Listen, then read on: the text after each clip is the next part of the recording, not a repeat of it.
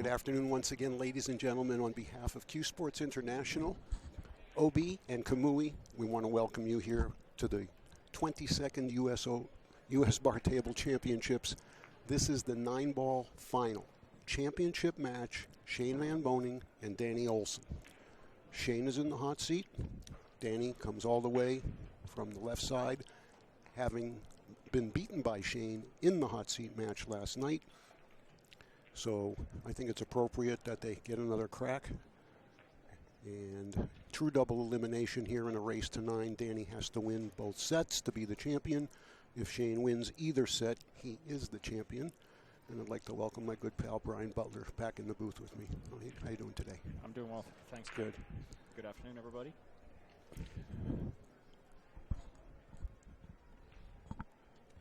Well, when they met yesterday, Brian, in the hot seat match, it was a 9-5 victory for Shane, and it was pretty well one-sided. Shane played really good. Not that Danny didn't, but I just got a feeling it's going to be a little tighter, at least in this opening set. Well, Danny's more used to this table now than he was in the previous match. I think Shane, of course, plays a lot of his matches on the feature table. And Danny, of course, was playing on the outside tables, but now he's played 3 or 4 matches in a row over here. So that's going to make a difference, and he's already broken the balls and come up with a good shot on the 1. The 2 is gone. 4 doesn't pass the 7 or the 6. I don't know about in the side. Does it go in the side over there? It probably doesn't. Okay. So that's going to be a problem. He will already be aware of that. He'd like to get straight on the 3 if possible, but I don't think he has quite got there. Well, he's taking a good long look at it. If you could brush the 6. Well, we got a good camera angle here. It may just trickle in. The issue will be he's got to get to the 5 from the 4, and he can't afford to hit the 4 very firmly if he's going to cheat to the inside of that pocket. Well, I feel like if it goes, then he's going to just play to get straight on it. Yeah. Come back A 3 foot. inches or something and Just past the 7, yeah. right. All right, let's see.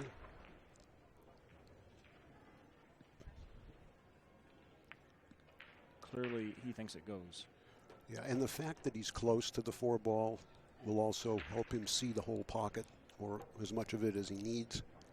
You always want to be close to the object ball when you're shooting into a small pocket. It's really tight. He clearly is taking his time over it.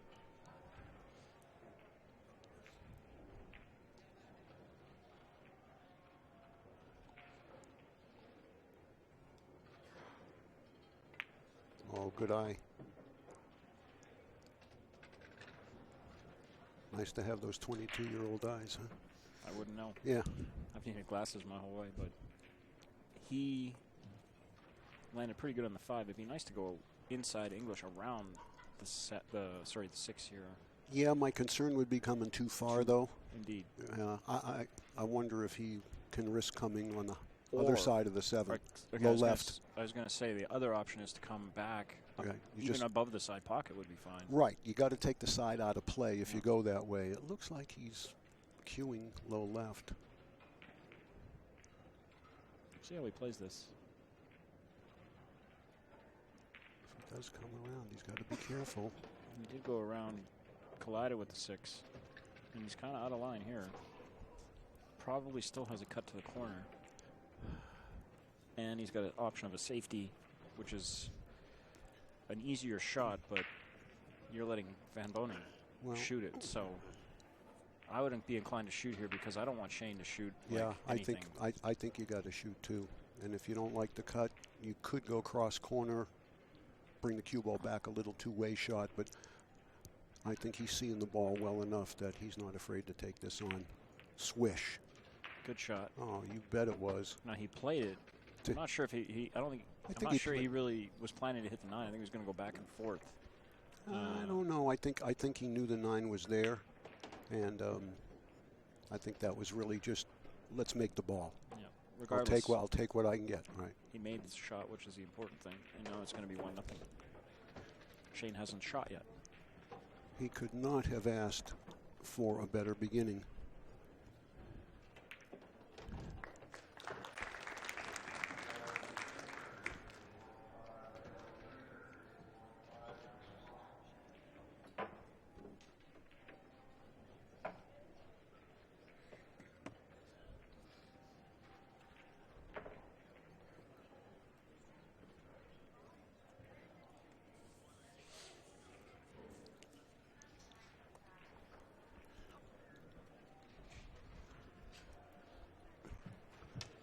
Excuse me, I was talking to Brian here before we went on the air to remind him, I'm not sure he knew, and maybe you don't know, Shane is going for his 3rd consecutive U.S. Bar Table 9-ball championship and his 4th overall. And that just so happens to be the same thing that we can say about his U.S. Open 9-ball championships. He won his 3rd in a row this year and 4th overall. And that's why right there you just saw it happen, is the way he breaks the balls. You win a lot of tournaments if you can break like this. It doesn't hurt that he also backs it up with, great play afterwards. But he practices the break. It's the most important shot in rotations type pool.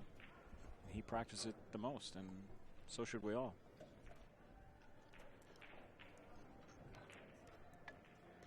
Well, there's no comparison to him when it comes to a work ethic at his craft in this game. Nobody puts more time in on the practice table than this guy. One day, a 3 years ago, I asked him, I said, when you work on your break, do you have someone rack for you? Because, that's going to be tiresome and all of that. Because when he works on his break, he says he breaks 100 times. Mm-hmm. And I asked him, and he said, I rack for myself. Well, he has, there's a device out there. Break rack? That's called the break rack, which you can use to practice your break. I have tried it out. It's a pretty good product, actually. I'm sure he has too, but my recollection is that he will put the full rack of balls there just like he's playing a game because he wants to duplicate match conditions. Right.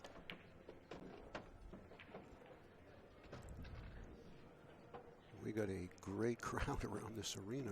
Got to be 100, 150 people here watching this. And probably more will show up before it's over. I think the question is going to be, how many games will there be? This would be a line. How many games are there going to be where both players shoot? My prediction is not many. Since we're in Nevada, we can talk openly about this. If you were going to bet on how many games do both players shoot in, I would say out of the 17 possible,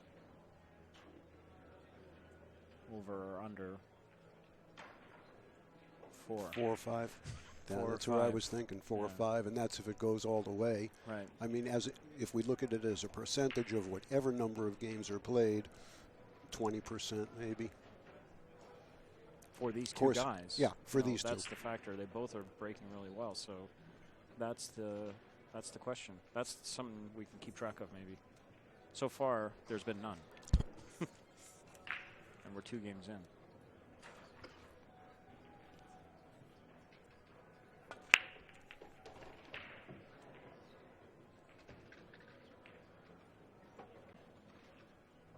All right, another good break, but unlike Shane, he is not getting the 1 up to the top corner. Shane seems to do that just routinely. And this may be one of those games. He may play safe here behind the cluster of balls, come off the 1. Yeah. Or put the 1 behind those balls. Well, he could also bank it. I don't like putting the 1 behind those balls because then you leave Shane a possible kick where he can make the 7 or, leave him back there. He's an excellent banker. I was going to say, if it goes by the 2, I wouldn't be surprised. I feel like if he's going to bank it, he's going to bank it underneath himself to the corner. He's coming up here, he's like you said. Safety. He wants to run into the 8. He'd like to just park the ball in between them. Now, that's a pretty good safety, and yet it's not that bad from Shane's point of view, believe it or not, because the 1 is close to the cushion and it's close to the pattern. Right. He's got to actually make this ball. coming off the third cushion that he's looking at. One, the end rail, the upper side rail, and then the other end rail. Hit the one from behind and knock it at the 2, right towards the 2 in the side pocket. And I promise that's what he's looking at. Sure. Now, but he's actually got to make the 7 too. So I mean, lots of good things can happen. I think the question is, can he hit it hard enough to really make good things happen? Yeah. But I would bet that he's going to hit this at the minimum.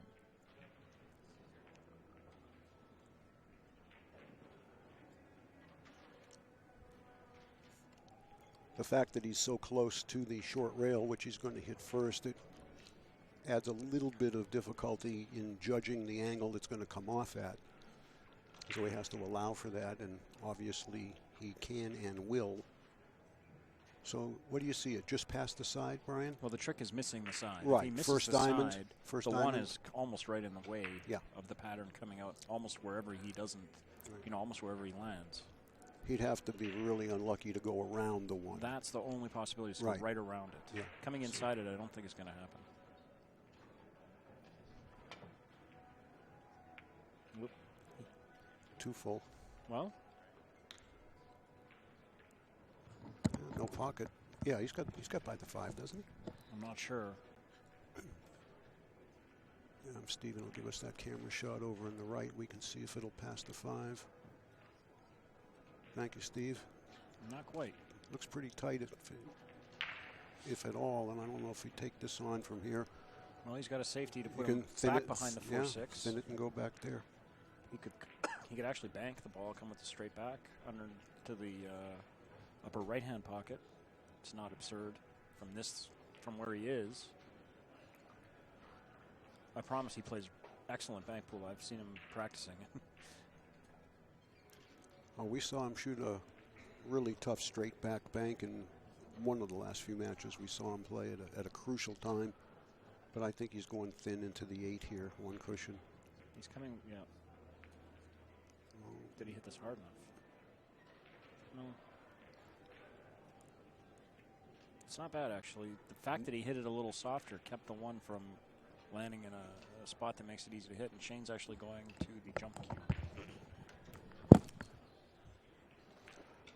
And I bet you he's going to play this jump as if he's banking it. At the 2. Yeah. Maybe make the 5. Mm-hmm. The trick is, of course, getting over. He's got 2 walls to get over, the 4 and the 9. And not much time to get the cue ball up in the air. Exactly. And the higher you have to jump it, the softer, what am I trying to say? The slower the 1 is going to be struck because of the height. The ball lands softer. These balls jump well.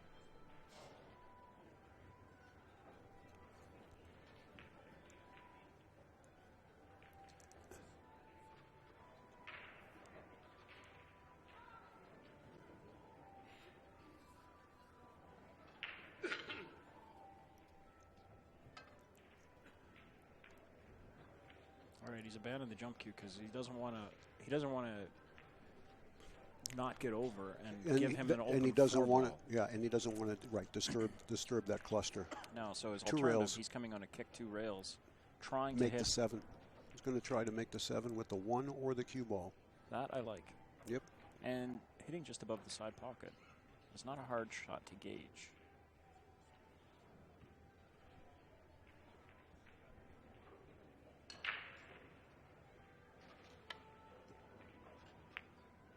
He hit the 1. It's just uncanny how often players at this level kick safe. Well, he kicked it in such a way that a lot of good things could happen. Of course, it is a bar table, so the balls are easier to kick. Right, and there's less room around. Less them. room, right. Now he's obviously snookered Danny on the 1. He's got basically 2 options on the jump shot to try and make the 2 on the billiard or make the 1. Probably. I think I would shoot at the 1 I here. think that's Maul. probably better. Yeah.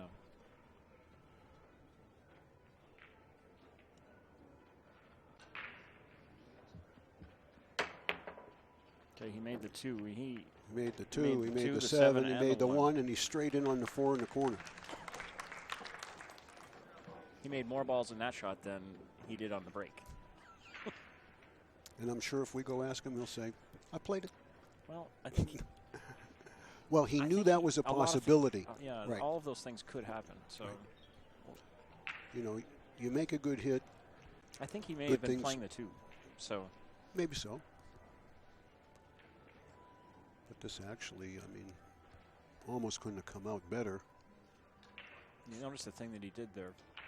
He took his time after making sort of the wild shot. Now he's taking his time on this one, making sure that he's composed.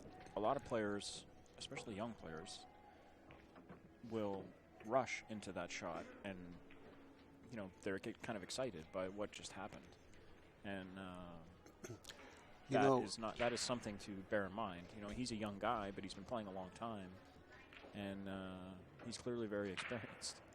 So. That's such an outstanding point that you made, Brian, and I've got one example that's burned into my memory to illustrate that. It's back in '06 at one of the IPT events, and it involved Corey.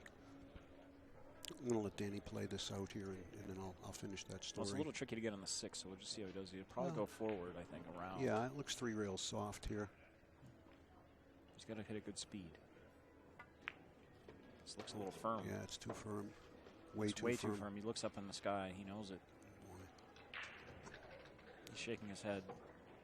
Did the adrenaline get him from that previous? You know, I don't think so. Settle down, but I don't think so. I think he's seasoned enough to do what you said and calm himself down. I think that was a shot where he didn't want to come too short and have to back cut the 6 and run into the 9 and screw that up maybe with the 8. So he wanted to make sure he got by it. And that plus the combination of just the moment itself could have contributed to what happened. But I wouldn't be surprised to see this kicked in. He's planning to kick it in. Yep.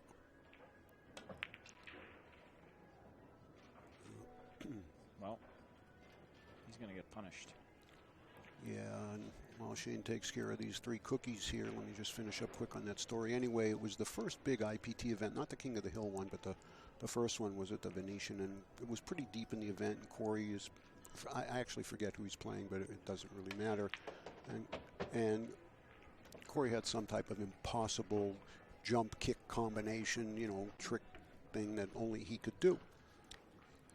And he executed the shot, and the moment that the ball stopped rolling, I was the referee, and he turned at me and he said, "Go in the bathroom." So when he came back, not when he came back, but I mean after the match, I went and asked him, because I mean he like ran, and I said, "Geez, did you have to go that bad?" And he said, "No, I was so pumped up and excited about the shot I just made, I had to get away from the pool table to prevent me from shooting too quick at the next shot." Right. And I'll never forget that. And it was the first time I heard a top professional, you know, tell me that. So it was something I learned, and I've kind of carried with me. And your observation of that was right on the money. Sometimes and it's a good lesson for you know, all levels. Sometimes having a stiff Bloody Mary, too, that's another good strategy for... Yeah, I don't think they'd let you do that during the tournaments.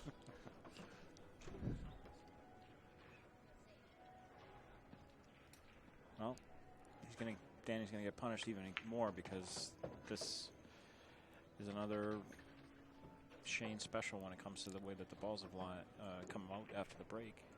Yeah, there's enough room between the 5 and the 8 if he's where the 4 ball is, but how about the 5 to the 7? You know, how are you going to get there? Well, I think that if he lands roughly where the 4 is to shoot the 5, then he's going to straight just through, let the cue ball hit the 8, which it will, and come through with spin. For the 7. I think that's probably the pattern. First things first, he's got to land on the 4. No, he's going behind the 5. He's going to shoot the 5 up. He's going to shoot the 5 up table, which will lay. Now, actually, I think he's going to want to cut the 5 to his right, all the way up the corner, unless it goes in the upper right corner. But either way, he's got to have to come around and play the 7, where he's standing. Yeah, now he can cut the 5 to his right and come low left, 3 rails around the 7. He has a great touch on shots like this. You see how hard he hit the ball, but how much he deadened the cue ball. Well, he landed on a perfect angle to where he could hit that ball, you know, firm to get where he needed to go. Again, he doesn't worry at all about the fact the Magic practicing there.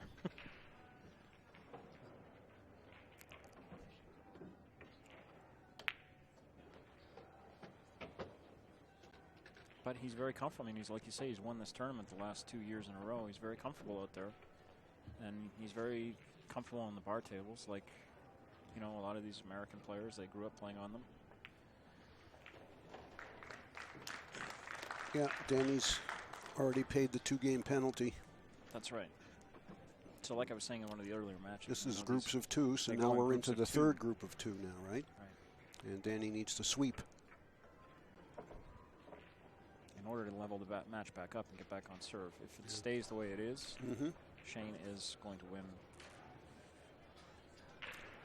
Well, I was telling my partner Brian here before we went on the air that we were going to do a couple of more trivia questions here during this match, some bar box trivia, and since Brian's from Alberta, I'm going to give him a Canadian trivia question. Okay, can't look at my paper. I didn't look and see. Oh, okay, all right. But I'm going to wait till after I might know the the break. answer without even knowing the question, though. What are you, Karnak the Magnificent? I'm pretty good at that stuff. All right, and the answer is.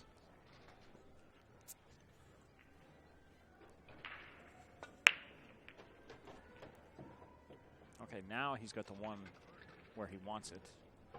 And again, the balls are a little congested down here at the where the rack is, but very workable. Yeah, the 7/8's 7/8's dead, and the 3 in the side gives him easy access to the 4.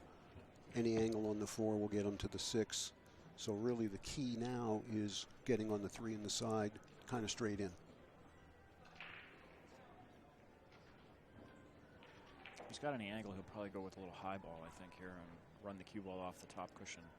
Yeah, I think you can judge the speed of this much better with follow. Yeah, that looks to be the way he's setting up for it.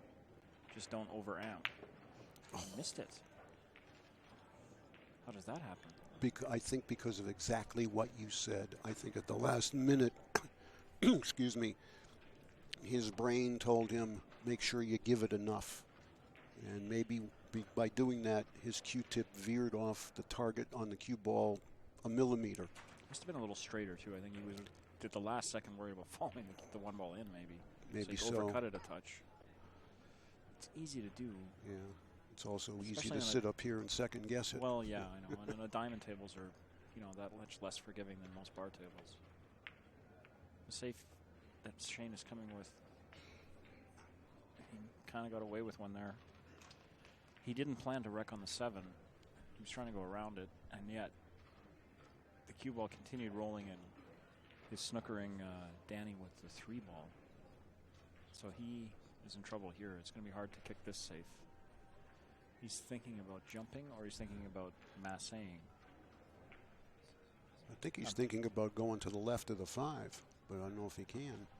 The 3 is the 3 in the way to go and back kick the 1-2 rails to the left of the 5 ball. I don't think that's there because of the gap between the 3/6s. Yeah, I there, think but he's looking at the jump now to make the ball. This is tough because you've got to hit the edge. Yeah, but the safe's even tougher, or the kick. I mean, clearly this is what he thinks is the best way to win the game. So.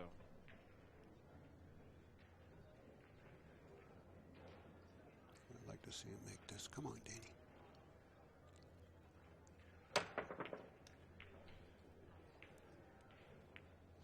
Well. Yeah, that's just a stay of execution, though.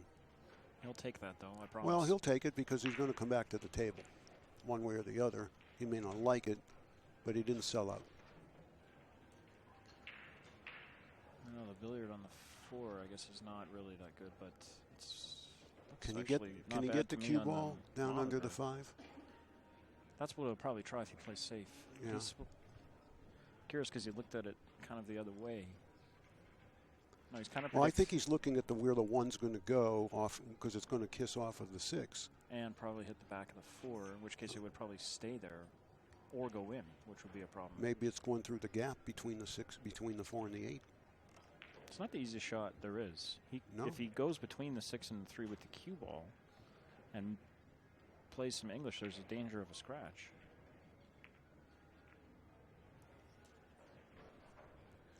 He's going to let Danny see a bit of the 1 at least. You can see by that camera shot he's got about half the ball. But what can he do? Not much. He's going to have to, I think, maybe try and make the 4. With the cue ball. Right. Yeah. Very difficult shot. Very hard to gauge. But what else does he have? I don't see anything else. Well, what? Problem is he might execute the shot, and the 1 might interfere with the 4 regardless. Well, I was going to say, it might double kiss the cue ball too.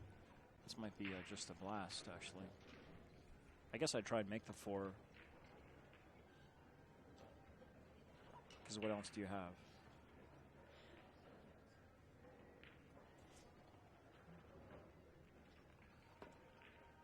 That's exactly what he tried to do, Might have been the 9. Is the 9 going? Is the 9 in? He'll take that.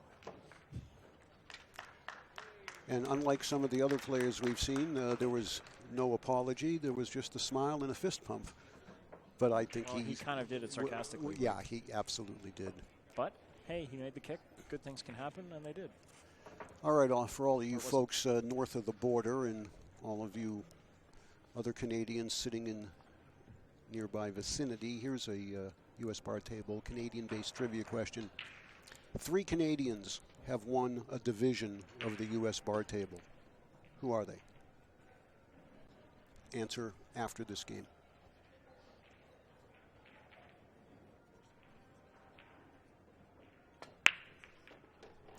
You get bonus points if you know which division they won, but right now I'm just looking for 3 names. Another perfect break. I know the answer. I think I do. I'll give you first chance when we go for the answer.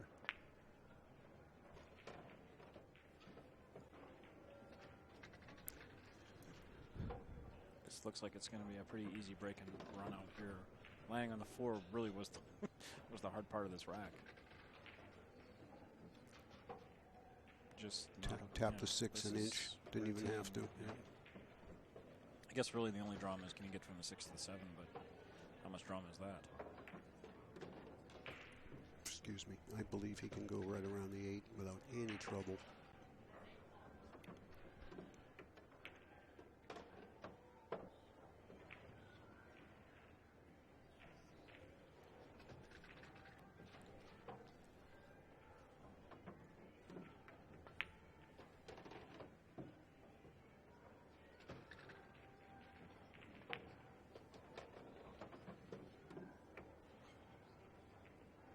Put him back up to 4-2. Yeah, and it took a luck in on the 9 ball to prevent it from being 5-1. Okay, you guys ready for the answer, or that was a quick rack? You want to wait another rack, or are you ready? Well, let's see if I get it right. All right. There are 3 Canadians. Oh, wait.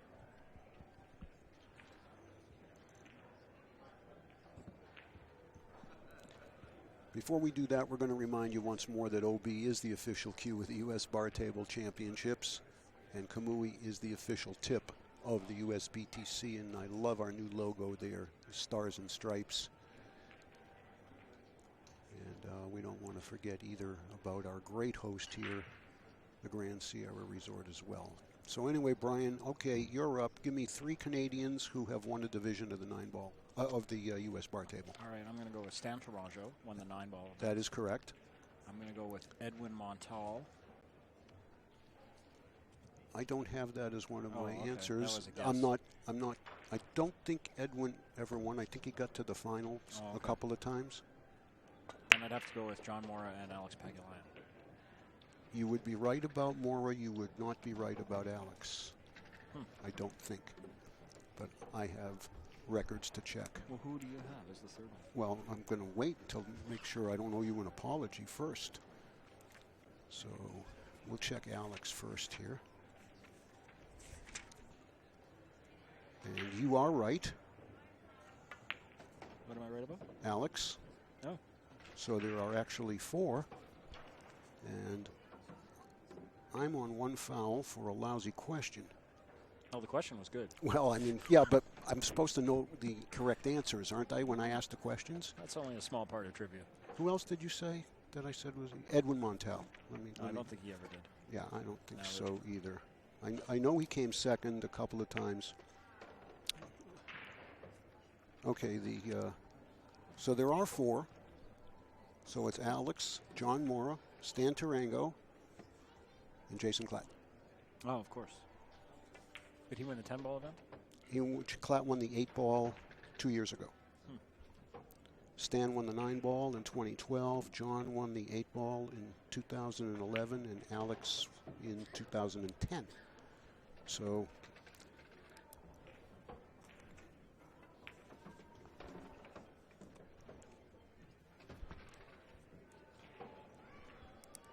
I will definitely own the fact that I didn't get the answer right, but you're right. It was a good question.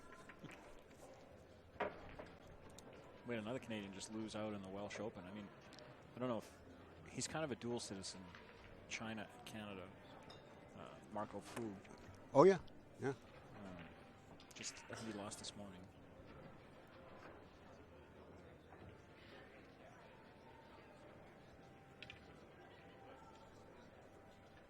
I first played him when he was like 15, and he beat everybody he played.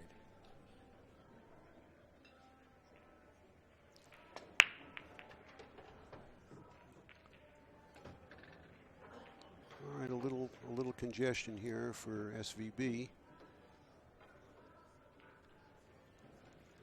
Well, you know, the 7 goes to the middle. Yeah, the 7 goes to the side, and then there is room for the 5 to be made and move the 8. So I think it's really just a question of get good enough on the 4 to get to the 5. So he wouldn't mind being straight on the 2 and the side. Right. Or the other corner. To play it in the lower right corner. Right. Yeah.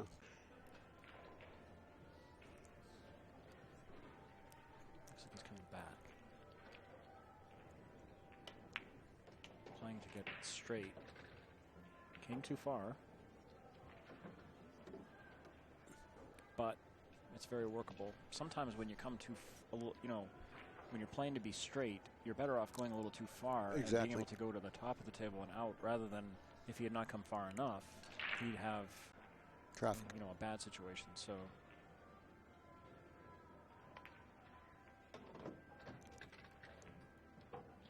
now he landed, looks like really well on the 4 in order to roll through and shoot the 5 in the upper left. The 6 is on the end rail here. You think he's going forward or going to draw it and snap it over? Yeah, no, he had the wrong angle to put it over. Okay. So this is basically the same 5-ball shot he had a couple of games ago when he came 3 rails around for the 6. Remember? He won't hit it as hard. Well, of course not. Yeah. No, but it's basically the same shot. Yeah. It's just going to be different speed.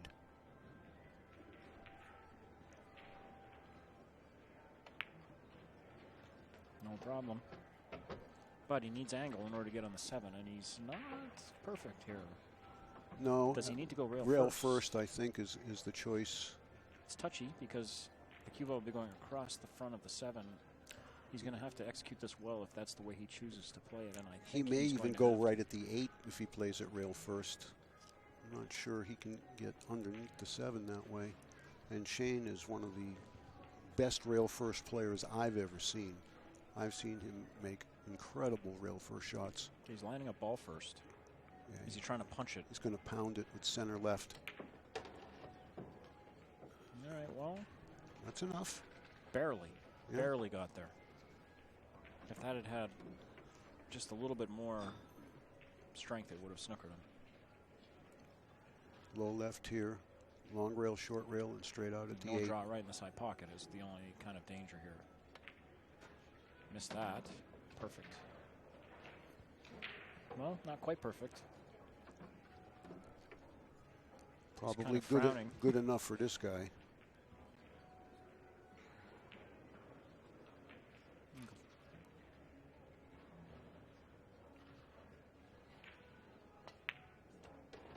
came around the 9. That's a nice shot. See, that's one of the ones we were also talking about with the inside English. They save your bacon sometimes.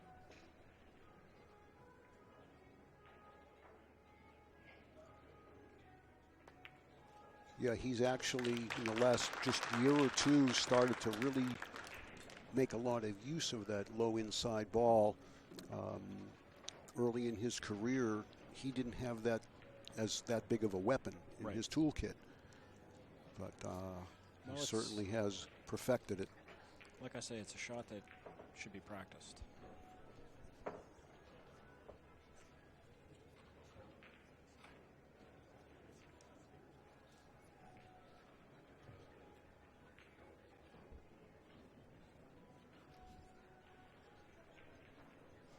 So Danny came in a carload with his family from South Dakota, is that correct? I don't know. I think they were talking to Justin before the match, talking about how they drove here, and now he has a young guy in his crew there, who can't be more than what, 11? Who also that's the plays. Hansen family, though. Oh, this is Olson. Oh, okay. You talking about the 12-year-old? Yeah. Yeah, I no, thought they that's were all rolled together. Maybe they did. I don't know. But that's Taylor Hansen was the young girl who won the women's 10 ball. Oh, okay. And then Tristan, the 12-year-old that we saw play yesterday. Okay, he's 12. Yeah. Okay. He plays really well. No, I thought they were all related. Pardon me, folks.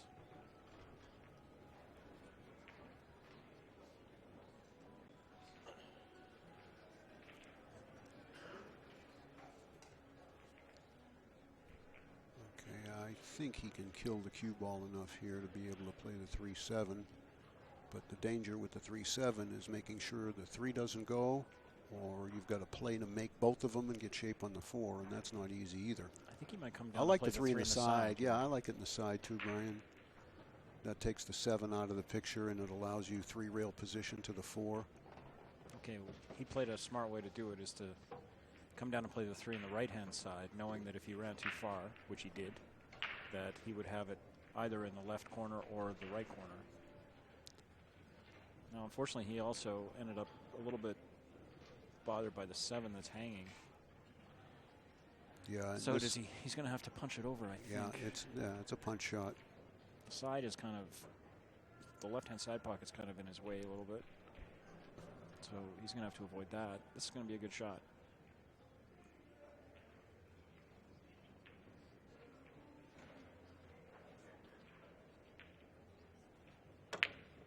Missed it.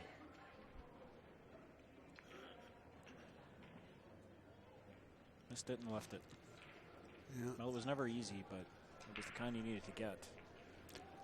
Well, he had to be so precise on that one, from the 1 to the 3 there.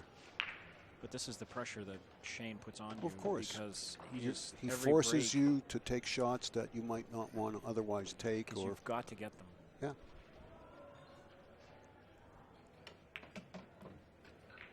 See, now this is perfect because if they do both go, he'll be right there on the 6. I wouldn't doubt that he's playing for both of them to go here. And they did. Yeah. And when you have a shot like that, if you hit the cue ball a little low, the first ball you hit's going to have a little forward motion on it. It usually has the opposite effect of what you do with the cue ball.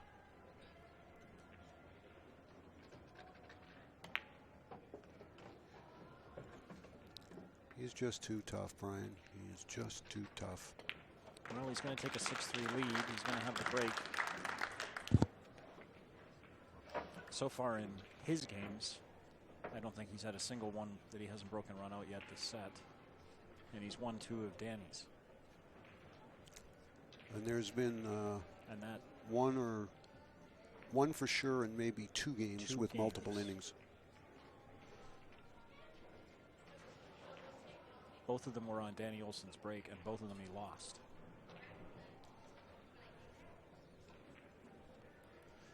Well, if you never lose on your break like Shane, you're probably going to win every tournament.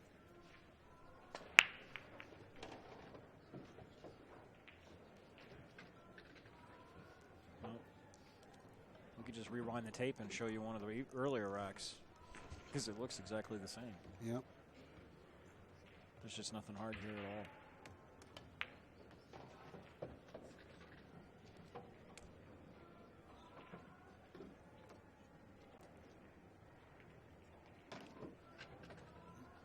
2 rails around, straight in on the 4, maybe not quite straight in.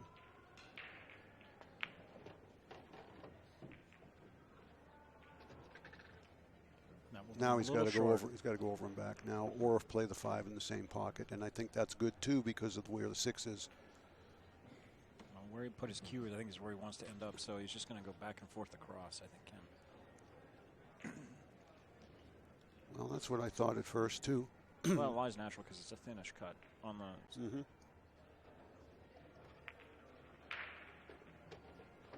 Got the slightest little skid on the 4, but it still went in.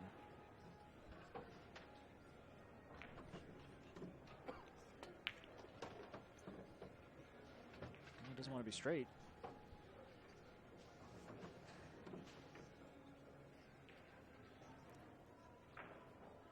He's got enough to roll it.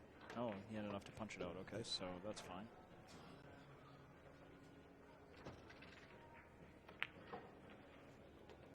And 2 minutes roughly. Oh, not even. 7-3.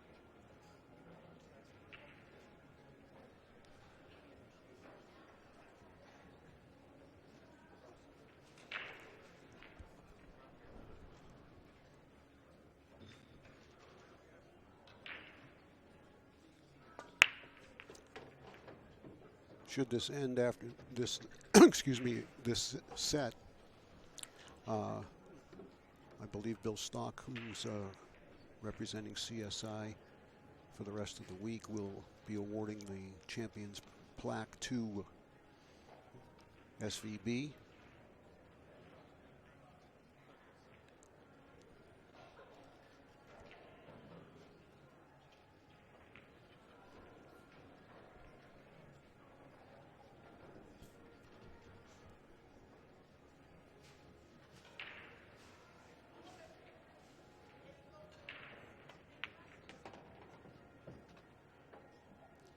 Okay, that's fine. Yeah, I think Danny's going to get himself this one. The 5 is really the only problem. He's going to play the 4 and the 3 in the same pocket, and hopefully, well, it's actually a little bit of a problem now that I look at it. This goes in the side, and it probably goes in the right-hand corner. Can't tell for sure. Yeah, I can't tell either about the right corner. I guess we'll know depending. I guess what he'd like to do, if he could end beneath, well, I was going to say if he could end kind of beneath the 4, he might be able to just run the cue ball in and kind of split those balls loose. He needs a bounce. It's not enough. Is it? I don't think so. I don't think it's enough. And if that's the case, he's going to have to go around the table and shoot the 5 in the side. Got to be 3 rails, high left. Maybe middle left, I should say.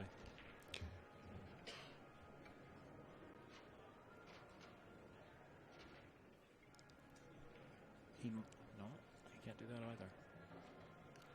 I wonder if there's enough room between the 5 and the 6 where he actually could just make it in the same pocket if he were in the vicinity of the 9 ball. I think he was looking at that. He hit his cue there, but if he was thinking about banking it if he was there. Yeah.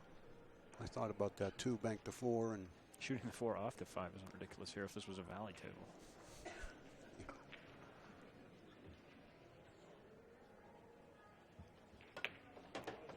He's playing to go Too into hard, it. I think. He's snookered. I think he's got a piece of it, Brian. Pardon me, he does have the edge. Yeah, just thin it and go behind the 9. I think that's all you can do. Bank the 5 beneath the 9. Draw the cue ball out of there. That's a possibility. I was He thinking hits of the 5 thin. just thinning the 5 and send the cue ball to the short rail right on the center diamond. It looks to me like he's going to hit the 9 if he. Do you think he's too thin on the 5 to avoid the 9? Correct. Yeah. But he's going to have to kind of draw around the 9. I don't think he's full enough to do that.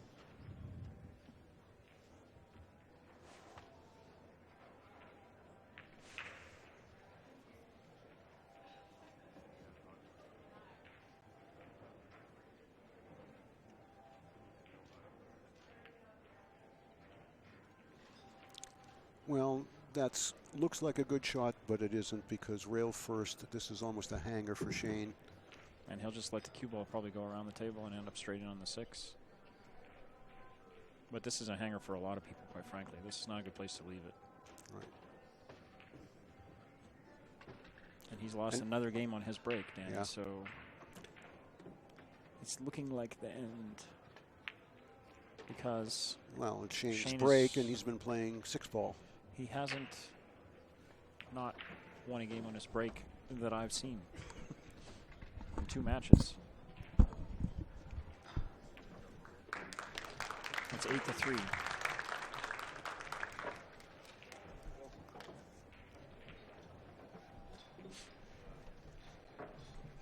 Of course, if you were playing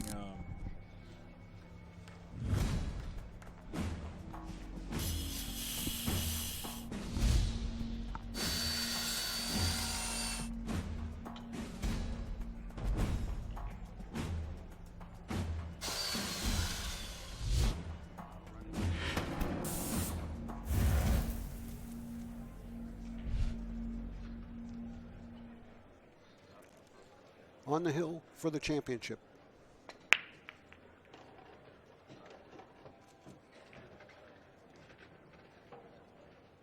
places, everyone. Yeah. The 2 is available, and it lies where all he's got to basically do is Stop. make the 1. Yep. Anywhere well, yeah. Almost anywhere the cue ball ended up table there, he was going to have a shot. Just roll forward for the 5, and this is. I think it's all a over. stop shot too. I don't think he even needed to go forward, but that's okay.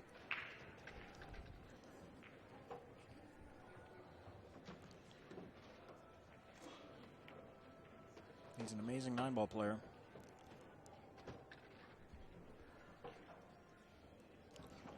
Well, you don't even need to use the word 9-ball. You can just shorten that up to he's an amazing player. It's not a game he doesn't play well, except maybe straight pool, which he doesn't play. But if he did, I'm sure it wouldn't take him long. Although he did go to the, I think he went to the finals of the World 14-1 here. I don't see anything about straight pool he couldn't do. But anyways, this is for the match for the title. And his 3rd in a row, 4th overall, 22nd U.S. bar table champion, Shane Van Boening. He just keeps clicking off titles. And now he's going to set his sights on winning the 8-ball division, which he's never won. So we're going to have the presentation out there. We'll keep the cameras rolling for that. In the meantime, Brian and I will sign off temporarily, and looks like 5:30 for another 8-ball match. So stand by for that, everybody. Thanks for being with us. Thanks very much.